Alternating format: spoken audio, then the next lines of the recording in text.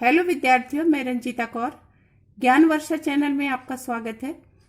आज हम class 11th के पाठ्य पुस्तक आरोह के गद्य खंड से पाठ 4 विदाई संभाषण पढ़ेंगे। पाठ विदाई और संभाषण बाल मुकुंद गुप्त जी के द्वारा लिखा गया लेख है।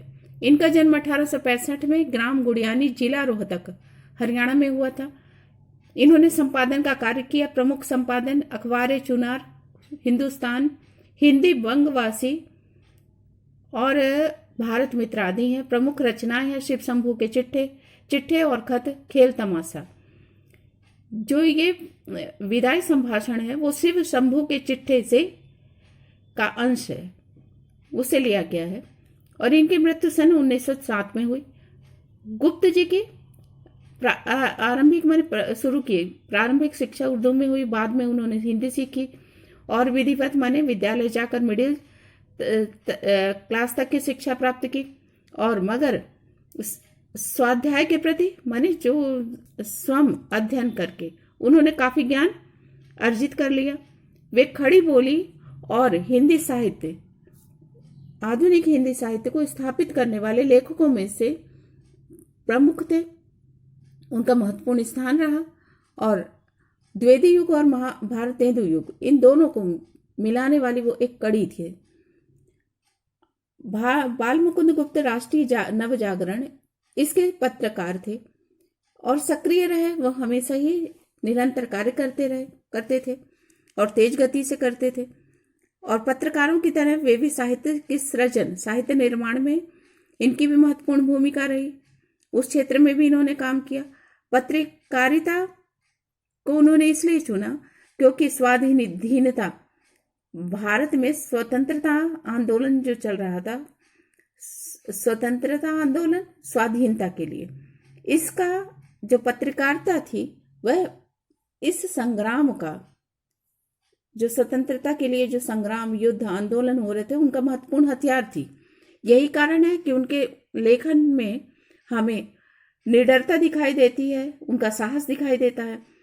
और साथ ही उन्होंने व्यंग विनोद माने हास्य के माध्यम से ऐसा व्यंग किया जिससे समाज और देश की व्यवस्था में सुधार हो। और इसके साथ ही संस्कृत की कुछ रचनाओं का अनुवाद किया। अनिस्थिरता को, शब्द की शुद्धता को लेकर महावीर प्रसाद द्विवेदी जी ने के साथ उनकी बहस भी हुई क्योंकि वो शब्दों में अद्भुत परख रखते थे। विदाई संभाषण उनकी सबसे अधिक चर्चित कृति रही। कृति जो व्यंग कृति थी, शिव शंभू के चिट्ठे का अंश है, उसका हिस्सा है। इस पाठ में वायसराय लॉर्ड कर्जन, जिनका शासनकाल भारत में 1819 से 1904 तक रहा और 1904 से 1905 तक वो यहाँ के 2 बार वायसराय बने। उनके शासन में भारतीयों की स्थिति क्या थी, इसको बताता है, उजागर करता है। उनके समय में शासनकाल में विकास के बहुत से कार्य हुए, नए नए आयोग बने, किंतु उन सब का उद्देश्य भारत में ब्रिटिश सरकार का गौरव माने अंग्रेजों का वर्चस्व स्थापित करना, माने उनका दबदबा बनाना और उनकी जड़ों को मजबूत करना था। और इस देश के संसाधनों का जो उपयोग हुआ वो अंग्रेजों के हित में ही हुआ। इस देश के नागरिकों के लिए कुछ भी नहीं किया गया। हर स्तर पर लॉर्ड कर्जन अंग्रेजों के ही हित में काम करते थे, उनके ही वर्चस्व को स्थापित करना चाहते थे। वे सरकारी निरंकुशता के पक्षधर थे, माने सरकार जैसा चाहे वैसा कर सकती है, वैसे नियम बना सकती है, उनका पालन करवा सकती है, वो इसके समर्थक थे। लिहाजा उन्होंने प्रेस में की स्वतंत्रता पर भी रोक लगा दी। प्रतिबंध लगाना माने रोक लगा देना। अंत में जब उन्होंने काउंसिल में अपने मनपसंद अंग्रेज सदस्य को रखने के लिए ब्रिटिश सरकार से नियुक्त करना, माने रखना है ना, नियुक्त करने के लिए ब्रिटिश सरकार से सिफारिश की, तो उन्हें नीचा देखना पड़ा। और दोनों ही जगह, देश और विदेश दोनों में ही, क्योंकि विदेश माने ब्रिटिश सरकार ने उनकी ये बात नहीं मानी और क्षुब्ध होकर, माने परेशान होकर, गुस्से में आकर उन्होंने इस्तीफा दे दिया। और भारत देश में वो वायसराय रहने नहीं गए तो उनका सम्मान भी नहीं रह गया। इस पाठ में भारतीयों की बेबसी, दुख और लाचारी तो जहां नजर आती है, उसके साथ ही लॉर्ड कर्जन की लाचारी भी दिखाई देती है। उसको इसके साथ जोड़ने का प्रयास किया गया है।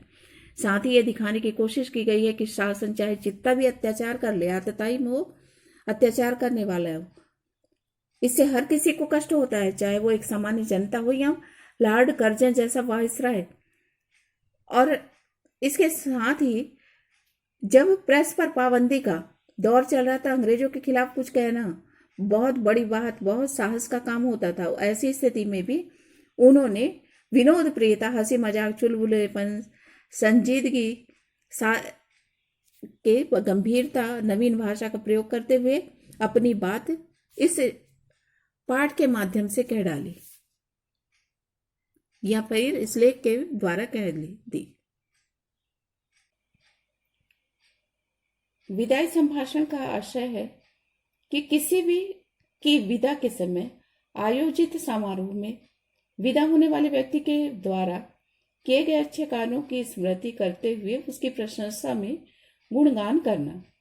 यहाँ लेखक बाल मुकुंद गुप्त ने अपनी रचना शंभू के चिट्ठे के द्वारा यह बतलाने का प्रयास किया है कि उनकी रचना शंभू के चिट्ठे के किरदार अर्थात जो कैरेक्टर है शंभू ब्राह्मण को अगर वायसराय की इस विदाई समारोह में संभाषण देने का सुअवसर प्राप्त हो जाता तो वह भाषण कुछ इस प्रकार का होता है कि माय लॉर्ड, है ना, अंत तो आपके शासनकाल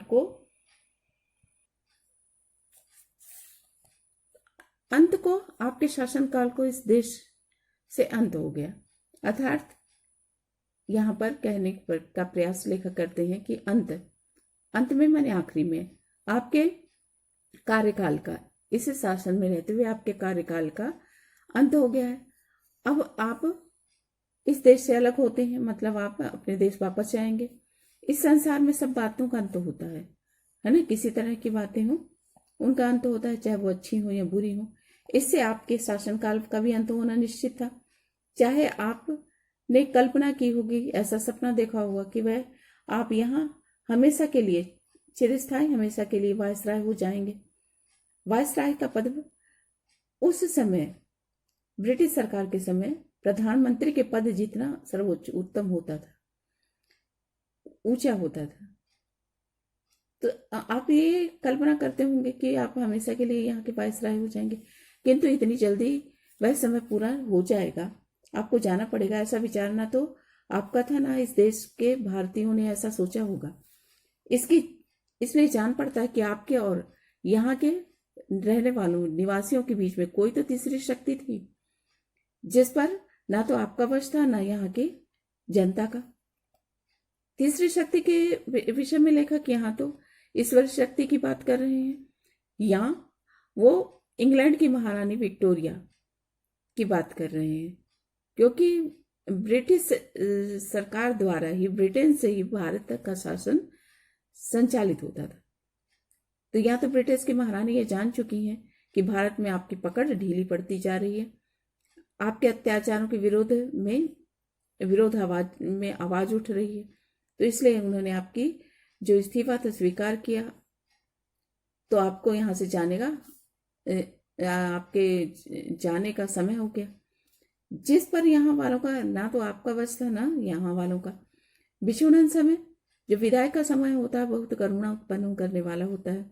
आपको बिछुड़ते देखकर, जाते हुए देखकर आज हृदय बहुत दुखी हुए।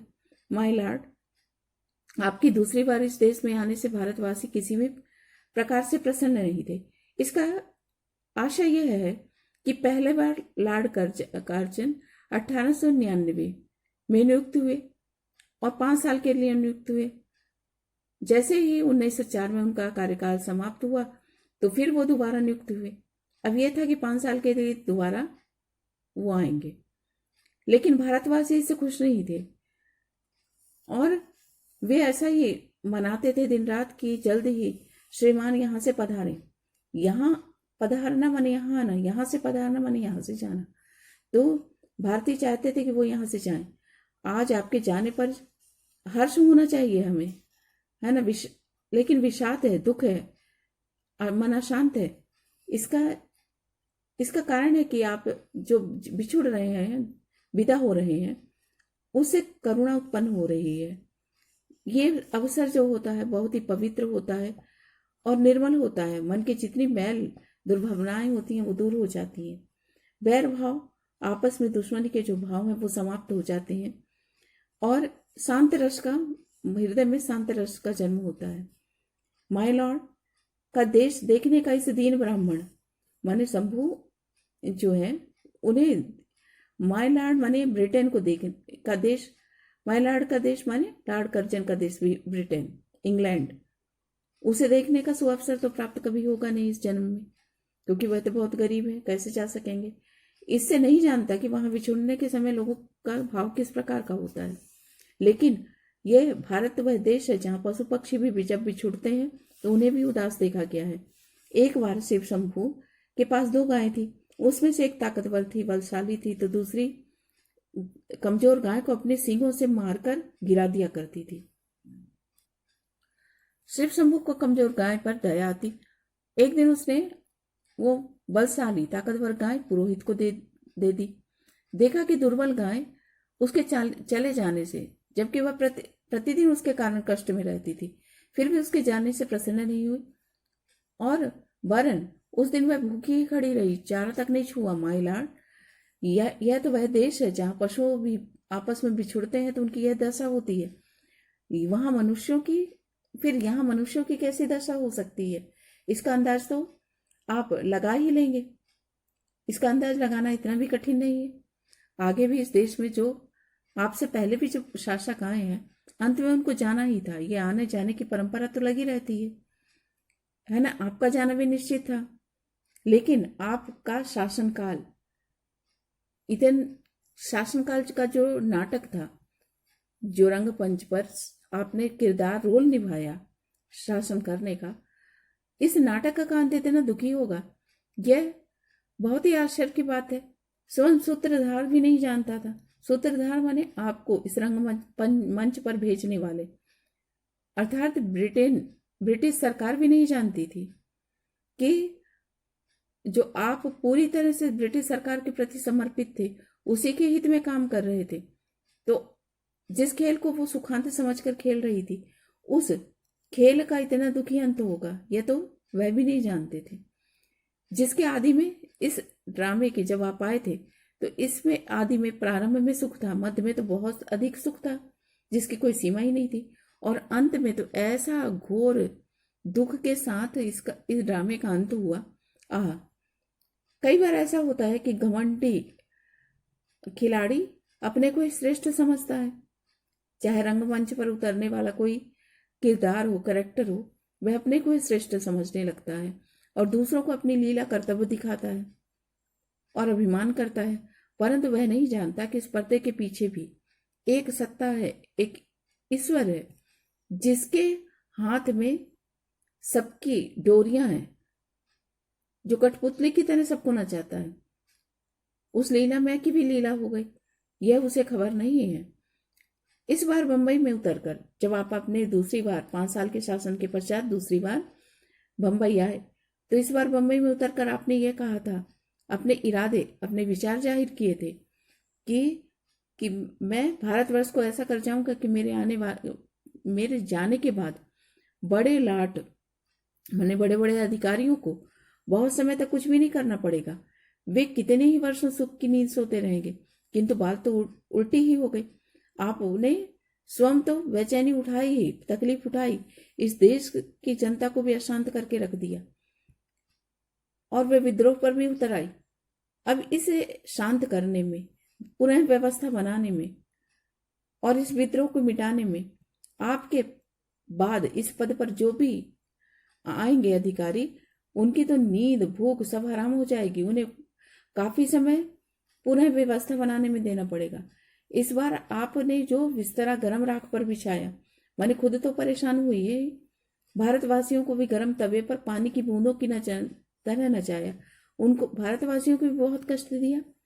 आप स्वयं भी खुश ना रह सके और यहाँ की प्रजा को भी आपने सुखी नहीं रहने दिया। इसका यहाँ के लोगों के हृदय में बहुत अधिक दुख है। आप एक बार तो विचार कर देखिए, क्या शान थी हमारे भारत देश में आपकी, और अब क्या हो गई है। कितने ऊंचे पद पर थे आप। वायसराय का पद कोई छोटा नहीं होता। अलिफ लैला के अलाउद्दीन जब चिराग रगड़ता तो अपनी उसके मन की सारी इच्छाएं पूरी होती। अबुल हसन ने बगदाद के खलीफा की गद्दी पर आंख खोलकर भी ऐसी शान न देखी होगी जो कि दिल्ली दरबार में आपकी थी।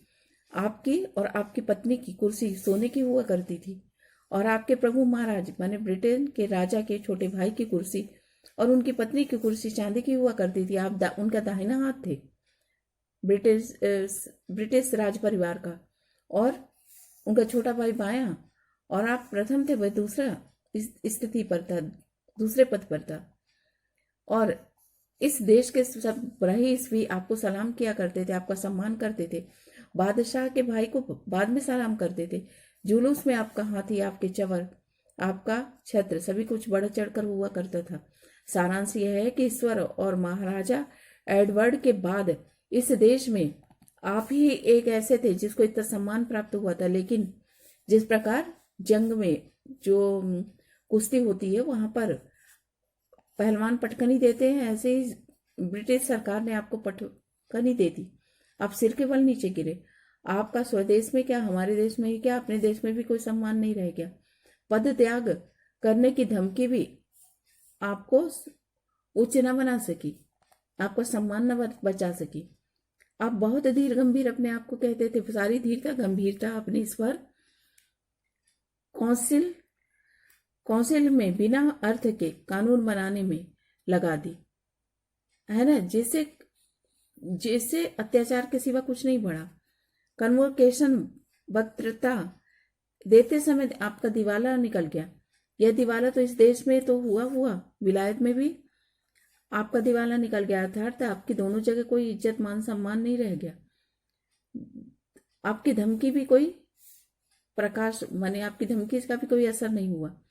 आपकी जड़ें हिल गई है ना, आपको अपनी कुर्सी छोड़नी पड़ेगी। अंत में वहां भी आपकी इज्जत का दिवाला निकल गया। धीरता गंभीरता कोई भी भाव चाहे सबको आपने छोड़ दिया। इस देश के हाकिम जो बड़े बड़े अधिकारी थे आपकी ताल पर नाचते थे, आपके इशारे पर नाचते थे। राजा महाराजा आपको आपका पुतलियों की तरह नचाते थे। हाथ बांधे वो आपके आगे आपके हुक्म बजाने के लिए खड़े रहते थे। आपके एक इशारे में प्रलय होती थी। और वह राजा जो आपका विरोध करते थे उनको तो आपने मिट्टी के खिलौनों के समान तबाह करके रख दिया, उनके राज्य बर्बाद कर दिए। और कितने ही ऐसे मट्टी काट के, यानी कि जो गुणहीन और महत्वहीन जो व्यक्ति थे वो आपकी कृपा से बड़े बड़े अधिकारी बन गए। आपके इस इशारे से इस देश की शिक्षा पूरी तरह बदल गई। स्वाधीनता जो स्वतंत्रता थी वह भी समाप्त हो गई। बंग देश के सिर पर आपने आरा रख दिया, उसे बंगाल को बांट के रख दिया। इतने बड़े माइलॉर्ड का यह दर्जा हुआ कि एक फौजी अफसर को आप अपनी इच्छा से नियुक्त न कर सके, और आपने गुस्से में आकर इस्तीफा दे दिया, वह भी मंजूर हो गया। उनका आपका रखाया हुआ एक भी आदमी नौकर न रखा गया, उल्टा आप ही को निकल जाने का हुक्म ब्रिटिश सरकार से मिल गया, जिस सरकार के लिए आपने अपनी पूरी जिंदगी लगा दी। जिस प्रकार आपका बहुत ऊंचे आप चढ़े, बहुत सम्मानित हुए, उसके बाद नीचे गिरे। यहाँ के निवासियों को दुखित हो रहा है। गिरकर पड़ा रहना है ना। आपसे आपका पद तो छिन गया, इस्तीफा भी मंजूर हो गया, लेकिन आपको जब तक दूसरा वायसराय नियुक्त नहीं होगा आप अपने पद को नहीं छोड़ सकते, उसकी जिम्मेदारियों को। तो यह गिरना ऊंचे पद से और गिरकर वहीं पड़े रहना, ये तो और भी अधिक दुखद होता है। एक अदना सा क्लर्क, छोटा सा क्लर्क जिसे नौकरी से निकाल दिया जाए, 1 महीने का नोटिस दे दिया जाए, लेकिन उस नोटिस की अवधि में जब उसको काम करना पड़ता है तो वह बड़ी घृणा के साथ इस समय को काटता है। शायद आपको भी इस समय ऐसा ही अनुभव होता होगा। यह आप ही जानते होंगे। अपनी दशा पर आपको घृणा आती होगी। इस बात के जान लेने का इन देशवासियों को अवसर नहीं मिला, पर पतन के पीछे इतनी उलझन में पड़ते हुए माने बर्बादी तो आपकी हो ही रही है, इसके साथ इतना उलझन है, परेशानियां हैं आपके जीवन में, अब इतना अपमान है और उस अपमान को झेलते हुए आपको काम करना है। ऐसी उलझन मैंने पहले नहीं देखी। माय लॉर्ड, एक बार अपने कामों की ओर तो ध्यान दीजिए। आप तो शासक थे और शासक का काम क्या होता है? शासक प्रजा के लिए के प्रति उसके कुछ तो कर्तव्य होते हैं शासन करने वाले के। आप यह तो मानते हैं ना? सो कृपा करके बताइए क्या क्या कर्तव्य आपने अपने निभाए हैं इस देश के प्रति, इस प्रजा के साथ? क्या उनका क्या पालन किया है? क्या आंख बंद करके मनमाना हुक्म नहीं चलाया आपने? किसी की कोई बात नहीं सुनी? क्या प्रजा की बात कभी पर कान ना देना, उसको दबा कर रखना, उसकी मर्जी के खिलाफ हर अपनी जिद पूरी करते जाना, क्या यही शासन करना कहलाता है? एक काम तो ऐसा बताइए जिसमें आपने अपनी जिद छोड़ी हो, प्रजा की बात पर ध्यान दिया हो। कैसर और जार का ही उदाहरण ले लीजिए। जब उन्हें घेरा जाता था, जब जनता इकट्ठी होकर किसी बात के लिए आंदोलन करती थी तो वो मान जाते थे। घोटने से माने उनको समझाने से वो समझ जाते थे, प्रजा की बात मानते थे, वो भी निरंकुश थे। पर आप तो एक मौका ऐसा बताइए जिसमें आपने अपनी प्रजा के भारतीयों की का अनुरोध या उनकी प्रार्थना सुन ली हो, प्रजा के लोगों को अपने आप पास में आने दिया हो आपने। आप उनसे इतनी नफरत करते थे, उनकी बात सुनी हुई है आपने कभी? नादिर शाह जिसने दिल्ली में कत्ले आम करवाया, खून खराबा कराया, वह तो आसिफ जाह की तलवार गले पर रख दे रख देने से या गले में डालकर प्रार्थना करने से उसने नादिर शाह ने कत्लेआम उसी समय रोक दिया। पर 8 करोड़ प्रजा गिड़गिड़ाती रह गई कि बंगाल विभाजन ना किया जाए, लेकिन आपकी शासनावधि भी पूरी हो चुकी थी, फिर भी आपने बंगाल विभाजन किया और उसके बाद ही आप अपने घर इंग्लैंड वापस लौटे। नादिर से भी बढ़कर आपकी जिद थी। क्या समझते हैं कि आपकी जिद से प्रजा को दुख नहीं हुआ होगा? आप विचारिए तो सही, एक आदमी को आपके कहने पर नौकरी नहीं मिलती तो आप नौकरी छोड़ देते हैं, और इस देश की प्रजा का क्या है ना? जब आपने उसकी बातें नहीं मानी होगी तो वो नाराज होती, तो वो नाराज होकर जाती क्या कहाँ? वह तो देश छोड़ नहीं सकती थी। यहाँ की प्रजा ने आपकी जिद का परिणाम तो देख लिया, फल देख लिया, मैंने परिणाम देख लिया। उसने देख लिया कि आप जिस जिद ने देश की प्रजा को इतना दुखी किया, पीड़ित किया, आपको भी उस जिद के कारण पीड़ा उठानी पड़ी, यहाँ तक कि आप स्वयं उसका शिकार हुए, है ना? आपने पूरी तरह वह समर्पित थे आप ब्रिटिश सरकार को। आपने जो कार्य किए ब्रिटिश सरकार के हित में किए, लेकिन फिर भी आपने उस परिणामों को भोगा, है ना? आपको उन्होंने इस्तीफा लेकर मंजूर करके आपको निकाल दे, हटा दिया उस पद से। यहाँ की प्रजा वह प्रजा है जो अपने दुख और कष्टों को अपेक्षा उसके परिणाम पर ध्यान देती है कि अंत में सब ठीक हो जाएगा। वह जानती है कि संसार में सब चीजें हमेशा नहीं रहती, हर एक का अंत होता है, दुख के समय का भी अंत हो जाएगा। इसी से सब दुखों को झेलती है वह, और पराधीनता गुलामी को भी सहन कर जीती है। माय लॉर्ड, इस कृतज्ञता की भूमि जो हमारी भारत भूमि है, कृतज्ञता अपने परोपकार मानने वाले के प्रति बहुत आभार प्रकट करती है। इस कृतज्ञता की भूमि की महिमा को आप ना जान सके, आप ना समझ सके, ये दीन प्रजा की श्रद्धा भक्ति आप अपने साथ नहीं ले जा पाए, इसका बहुत दुख है हमें।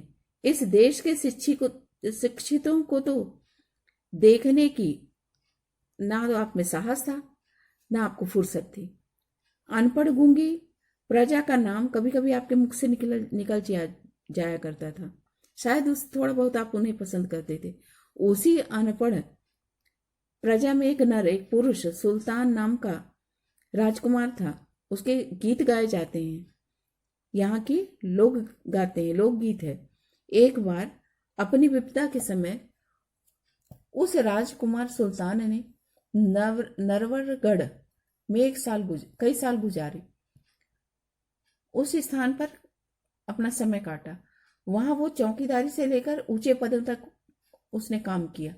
जिस दिन वह घोड़े पर सवार होकर उस नगर से विदा ले रहा था, तो नगर के द्वार पर के बाहर आकर उस नगर के विधि से, जो रीति थी, प्रकार था अभिवादन का, उस विधि से उसने नरवरगढ़ को अभिवादन किया।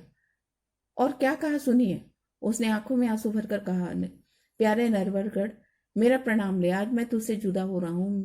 तू मेरा अन्नदाता है कि मेरे बुरे समय में तूने मुझे रोटी रोजी दी है। भाई नरवरगढ़, यदि मैंने जानबूझकर एक दिन भी अपनी सेवा में चूक की है, मैंने लापरवाही की है, तो यहाँ की प्रजा की शुभ चिंता नहीं की है, यहाँ की स्त्रियों को माता और बहनों के समान नहीं माना है, तो तू मेरा प्रणाम ना ले। नहीं तो अगर है बात सही है कि मैंने ऐसा किया है, तो तू प्रसन्न होकर एक बार मुझे मेरे प्रणाम को ले, मुझे जाने की आज्ञा दे। माय लॉर्ड, जिस प्रजा में ऐसे राजकुमार के गीत गाए जाते हो, उसके देश में क्या आप भी चलते समय कुछ संभाषण करेंगे, कुछ अच्छी बातें कहेंगे? क्या आप कह सकेंगे, अभागे भारत, मैंने तुझे से सब प्रकार का लाभ लिया, तेरी बदौलत मैंने वो शान देखी जो कि जीवन में कभी संभव नहीं थी। तूने मेरा कुछ नहीं बिगाड़ा, मैंने तेरे बिगाड़ने में कोई कमी नहीं रखी, तुझे बर्बाद करने में। संसार के सबसे पुराने देश, जब तक मेरे हाथ में शक्ति थी, तेरी भलाई की इच्छा मेरे हृदय में न थी। अब सारे अधिकार समाप्त हो चुके हैं, मैं तेरे लिए कुछ भी नहीं कर सकता, पर आशीर्वाद करता हूं कि अपने प्राचीन गौरव को, मान सम्मान को, यश को तू फिर से प्राप्त करे और उसका लाभ उठाए। मेरे बाद भी जो लोग आएंगे, है ना, मेरे वायसराय के पद को संभालेंगे, वो तेरे गौरव को समझे। आप कर सकते हैं ऐसा, आप भी भारत देश के लिए ऐसा कह सकते हैं। यह देश आपकी पूरी पिछली गलतियों को भूल जाएगा, पर आप में इतनी उदारता कहाँ, my Lord.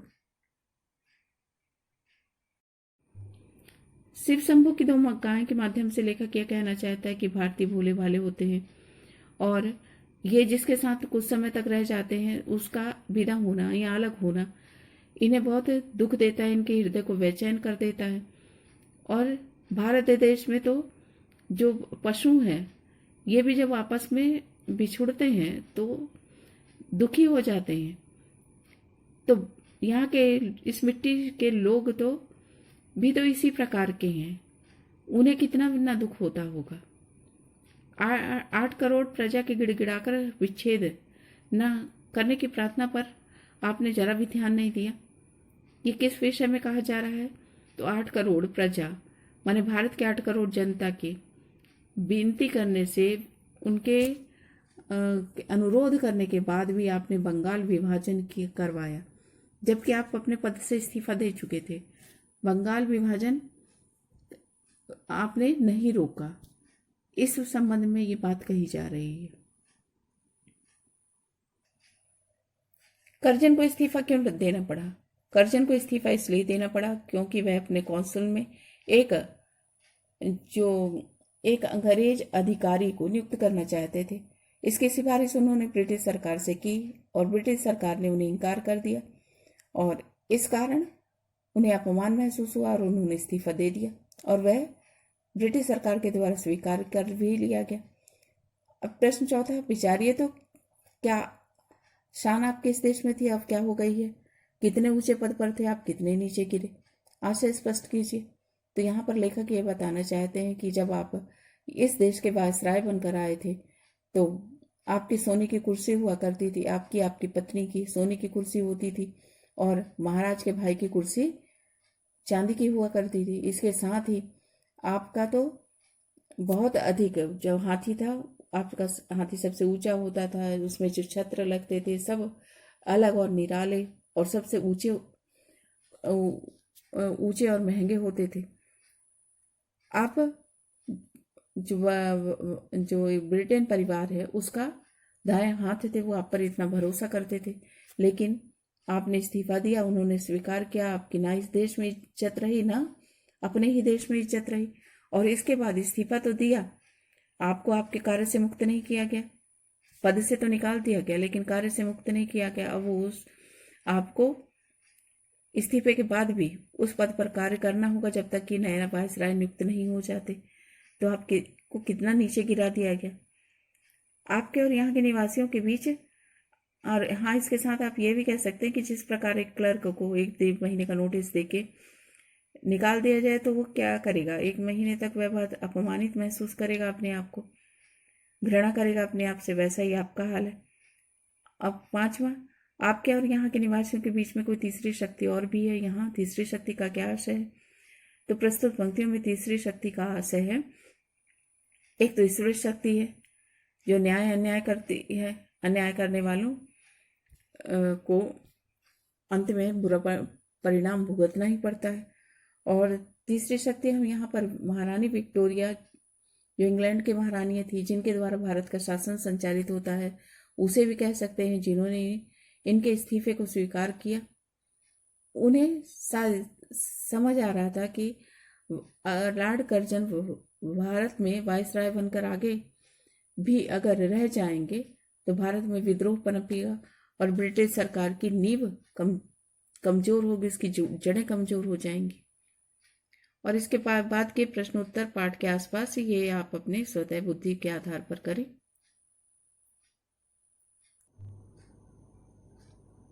God bless you बच्चों।